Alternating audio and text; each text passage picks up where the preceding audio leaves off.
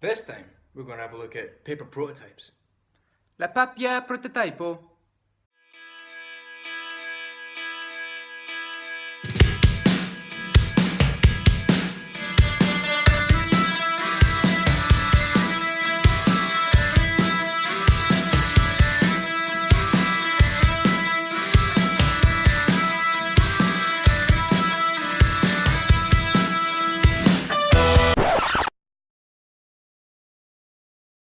Paper prototypes. Now, as the name suggests, it's all done on paper. It's not about going onto a computer to even do initial development. It's not about using Illustrator or Sketch. It's nothing on the computer. It's all paper based. Just get some pens, Sharpies probably, and some paper and you're set. Now, when you're putting together paper prototypes, the idea is that you use the paper as the boundaries of a screen or a page if you're doing a digital interface. So when you're using that and you're getting your thoughts down into paper, you're thinking about the elements that you want on that interface, the kind of interactions that you expect users to need or want. Now, paper prototyping is an activity generally done at the very beginning of a project. It can also be done throughout the project, whenever you just need to mix some ideas up, pass some things through the team, get people's opinions. It's an easy, cost-effective way to do things. It's very fast as well. It's just a bit of paper. Now, paper prototyping is a form of rapid prototyping. It's quick, it's cost-effective, so it's all good. And you can get your ideas out there quite quickly and easily. Now, paper prototyping isn't just cost effective and time effective as well. It actually helps you share things around the team, around whoever's around you, so maybe even users at that point in time, and pass ideas through them. Get their opinions, get their, what are their thoughts on that, what you're doing just there. This element there, this element there. Does that make sense? Now, if you're at that point in time where you want to just move around the elements, you're trying to think about what's going to be in each screen. What's the flow going to be like? Where's content going to sit? If you're thinking about what's the sitemap going to be, the information architecture, on each bit of A4 paper, you can put this is screen 1, screen 2, screen 3, yada yada yada. This is how they line up. This is the content on this one, content on this one, and these are the CTAs, the call to actions that move you from this screen to this screen. And that's where paper prototyping really gets very interesting, because you're starting to build the whole thing up. But initially, when you're looking at just one screen, the first screen even, and trying to figure out what goes where, it's simple.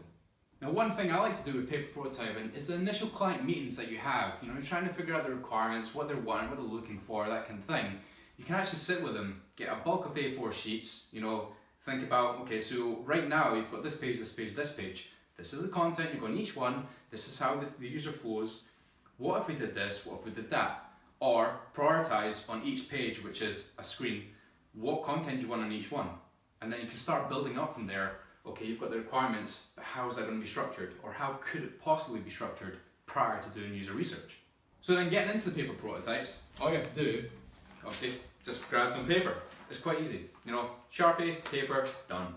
So with the screen, as an example, I'll jot down, I've got the header title, say the hero of the page, then you've got a couple of bits of content there, and you've got some sidebar content and some CTA. So I've just put a screen there, it makes it easier. Just if you want to put annotations on the side and stuff as well, just draw a screen within the boundaries of the paper. And then quite simply, after putting some elements and content in, you can quite easily and quickly come up with just a screen design.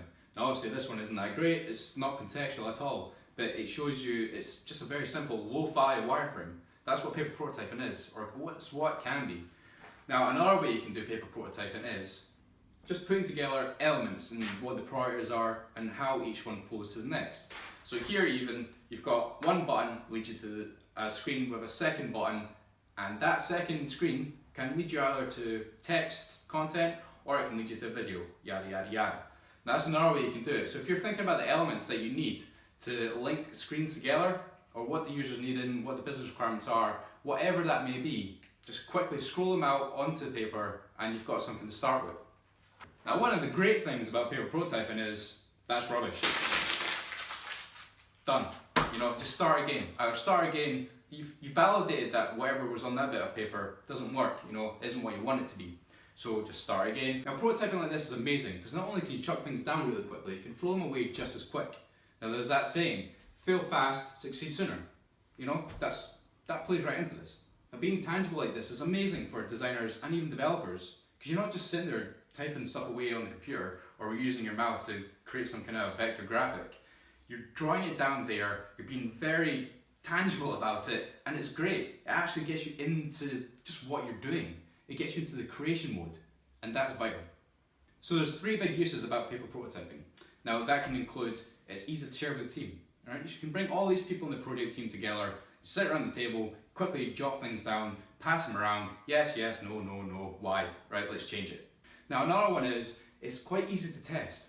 So if you've jotted a few screens down, a few A4 sheets with some kind of user interface on them or some elements on them, content, whatever, you show that to a user, you talk them through your process of what you're thinking there and what could be. So that's screen 1, 2, 3, what could be in that one, and that one, and they can give you some feedback. Great, right? If you don't have the tools as a designer, then just get some pen and paper. You know, you can always rely on pen and paper. It's great, and you're still doing your work. You know, you're still moving forward. It's just not as most people do it in the digital age right now.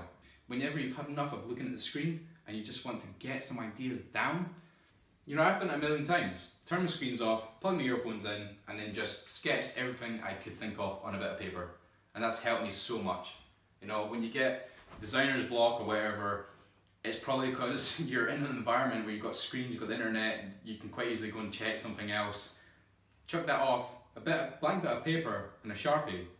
There's not much other things you can be doing there. You're going to be sketching. Even if it's a little doodle here and there, you're sketching, so you've got the creative mind going, and your creative mind is going to want to grapple onto something that's going to give you something pleasing to have done. Why don't you answer when I call?